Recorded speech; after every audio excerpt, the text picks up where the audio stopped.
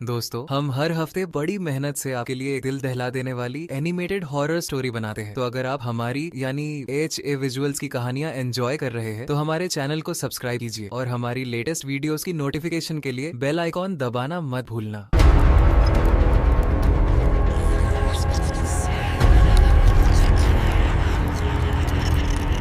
सफर करना सबको पसंद है, नई जगहें, नए रास्ते।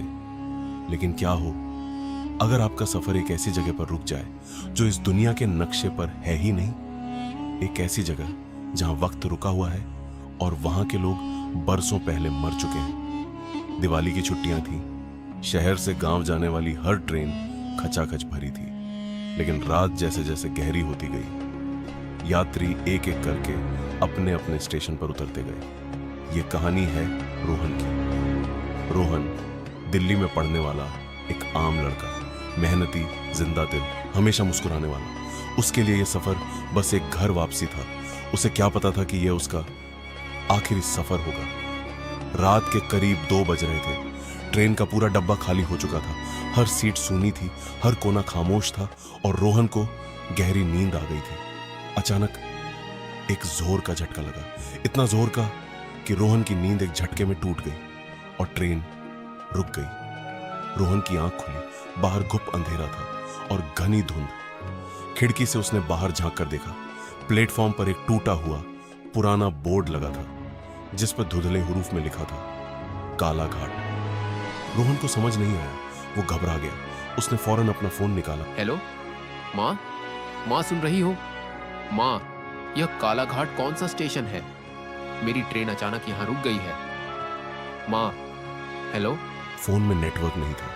रोहन ने घबराकर अपना सामान उठाया और जल्दी से ट्रेन से बाहर प्लेटफॉर्म पर उतरने का फैसला किया। उसने सोचा, स्टेशन मास्टर से पूछता हूं अगली ट्रेन कब आएगी।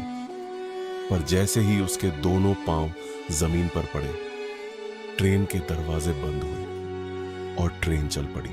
रोहन ने हाथ हिलाए, चिल्लाया, पर ट्रेन नहीं रुकी।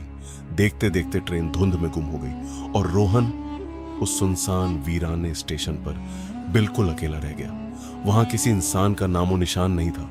हवा में एक अजीब सी बदबू थी, जैसे कुछ सड़ रहा हो। स्टेशन की दीवारें काली पड़ चुकी थीं। कहीं कहीं पुरानी आग के निशान थे, जैसे बरसों पहले यहां कोई बहुत बड़ा हादसा हुआ हो। रोहन ने अपना फोन निकाला और फ्लैशलाइट ऑन करनी चाहिए, लेकिन 90% चार्ज बैटरी अचानक जीरो हो गई। फोन बंद हो गया। अब अंधेरे में उसके पास कोई रोशनी नहीं थी।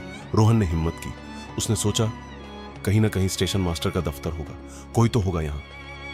वो आगे बढ़ा। चलते चलते उसे लगा जैसे उसके पीछे कोई है। एक अजीब सी आहट, जैसे कोई उसके पीछे पीछे चल रहा हो। उसने रुक कर पीछे देखा। पीछे कोई नहीं था, सिर्फ धुंध और अंधेरा। रोहन ने लंबी सांस ली। शायद उसका वहम था। वो आगे बढ़ा, लेकिन अब उसे अपनी पीठ पर एक नजर महसूस हो रही थी, जैसे कोई देख रहा हो। रोहन स्टेशन मास्टर के कमरे के दरवाजे तक पहुंचा। दरवाजे पर एक पुरानी नेम प्लेट लगी थी, स्टेशन मास्टर, काला घाट। दरवाजा बंद था। रोहन ने दस्तक दी। रोहन का डायलॉग, कोई है? स्टेशन मास्टर साहब। कोई जवाब नहीं। रोहन ने दरवाजे का हैंडल घुमाया। दरवाजा खुल गया। कोई है? स्टेशन मास्टर साहब, मैं एक मुसाफिर हूँ। मेरी ट्रेन यहाँ रुक गई थी, प्लीज दरवाजा खोलिए। वो शख्स हिला नहीं। रोहन धीरे धीरे उसके पास गया। एक्सक्यूज मी साहब, मैं रोहन हूँ। मेरी ट्रेन यहाँ रुक गई। क्या आप बता सकते हैं अगली ट्रेन कब आएगी? उसने अपना हाथ आगे बढ़ाया और उसके कंधे पर रखा।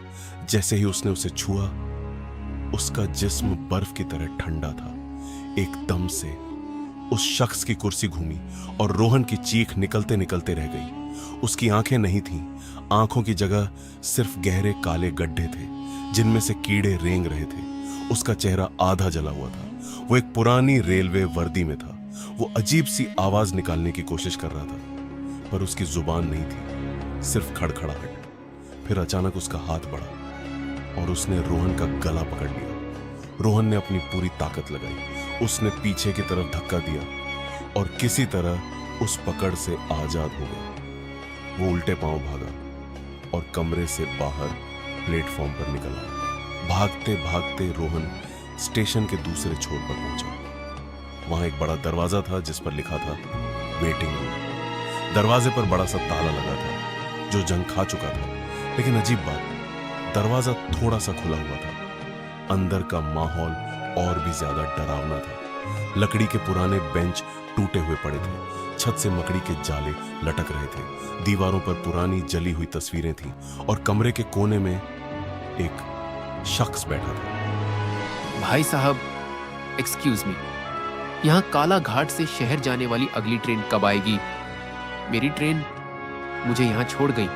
एकदम से उसने अपना सर उठाया। रोहन की चीख निकलते निकलते रह गई। उसने एक ही झटके में उस शख्स को पीछे धकेला और वेटिंग रूम से बाहर प्लेटफॉर्म की तरफ भागा। प्लेटफॉर्म पर भागते हुए रोहन की सांसें फूल रही थी। उसका दिल जोर जोर से धड़क रहा था। पीछे से आवाजें आ रही थी, लेकिन किसी के चलने की नहीं। कुछ और ही था। रोहन ने पीछे मुड़कर देखा और उसका दिल रुक गया। वो आत्मा दोनों हाथों और पांवों पर किसी मकड़ी की तरह रेंग रही थी। उसकी पीठ ऊपर की तरफ मुड़ी हुई थी, उसका सर नीचे लटक रहा था और वो बहुत तेजी से आ रही थी। रोहन भाग रहा था। धुंध घनी हो रही थी, आगे कुछ नजर नहीं आ रहा था। पीछे से हड्डियां टूटने की आवाजें आ रही थी। वो चीज करीब आती जा रही थी। रोहन उठा और भागा। धुंध में अंधाधुंध भागता रहा। तभी अचानक धुंध को चीरते हुए एक तेज रोशनी आई। एक ट्रेन धुंध को चीरते हुए प्लेटफॉर्म पर आई। रोहन की जान में जान आई। ट्रेन उसके बिल्कुल सामने रुकी। उसका एक दरवाजा खुला था, अंदर से पीली रोशनी आ रही थी। बिना कुछ सोचे रोहन ने छलांग लगाई और ट्रेन में घुस गया। उसने दरवाजा बंद कर लिया। बाहर वो खौफनाक चीज प्लेटफॉर्म पर खड़ी थी और उसने एक भयानक चीख मारी। रोहन ने खुदा का शुक्र अदा किया। उसने जमीन से खुद को उठाया और डब्बे के अंदर देखा। ट्रेन बाहर से नॉर्मल लग रही थी, पर अंदर का मंजर देखकर उसके होश उड़ गए। पूरा डब्बा भरा हुआ था। हर सीट पर लोग थे, लेकिन कोई हिल नहीं रहा था। सबकी गर्दनें झुकी हुई थीं। उनके जिस्म बिल्कुल नीले पड़ चुके थे। उनके कपड़ों पर मिट्टी और खून था। ये लोग जिंदा नहीं थे, ये लाशें थीं। रोहन का दिल जोर जोर से धड़क रहा था। उसने पीछे हटते हटते डब्बे के आखिरी छोर तक पहुंचना चाहा, लेकिन तभी ट्रेन की रोशनी फ्लिकर हुई। ट्रेन की रोशनी बुझ गई। पूरा डब्बा अंधेरे में डूब गया और जब 2 सेकंड बाद रोशनी वापस आई तो वो सब अपनी सीट से उठकर खड़े हो चुके थे और उन सब की बिना आंखों वाली खौफनाक शक्लें सीधा रोहन की तरफ देख रही थी। अगले दिन सुबह की खबरों में एक खबर आई। रोहन की लाश ट्रेन की पटरी पर काला घाट के पास मिली थी। उसका चेहरा खौफ से जमा हुआ था, जैसे उसने मरने से पहले मौत का सबसे भयानक रूप देखा हो। रेलवे डिपार्टमेंट ने बयान दिया कि काला घाट नाम का कोई स्टेशन पिछले 60 सालों से एग्जिस्ट ही नहीं करता। वहां 1960 में एक भयानक ट्रेन हादसा हुआ था, जिसमें पूरी ट्रेन के मुसाफिर और पास के गांव के लोग जलकर राख हो गए थे। तो फिर रोहन जिस स्टेशन पर उतरा वो कहां का था, और जिस ट्रेन में वो बैठा उसमें मुसाफिर कहां से आए? क्या वो ट्रेन 1960 में ही रुक गई थी? क्या वो सब मुसाफिर आज भी उसी ट्रेन में सफर कर रहे हैं? आज भी कभी कभी काला घाट की उस पटरी के पास से गुजरने वाले लोग रात को एक ट्रेन देखते हैं, बिना किसी स्टेशन पर रुके, बिना किसी शेड्यूल के, बस चलती रहती है। उसकी खिड़कियों में रोशनी होती है और उस रोशनी में कुछ आकृतियां दिखती हैं बैठी हुई। रोहन की माँ आज भी उसका इंतजार करती है। वो हर दिवाली पर सोचती है शायद इस बार वो आए, शायद इस बार दरवाजे पर उसकी आवाज आए। लेकिन रोहन अब किसी और सफर पर है, एक ऐसा सफर जिसका कोई स्टेशन नहीं, कोई मंजिल नहीं, बस पटरियां और एक ट्रेन जो कभी नहीं रुकती। अगर आप कभी रात के वक्त ट्रेन का सफर करें और अचानक कोई सुनसान स्टेशन आए जिसका नाम आपने कभी नहीं सुना, तो गलती से भी बाहर मत उतरना, क्योंकि कुछ स्टेशन मुर्दों के लिए होते हैं और कुछ ट्रेनें हमेशा के लिए।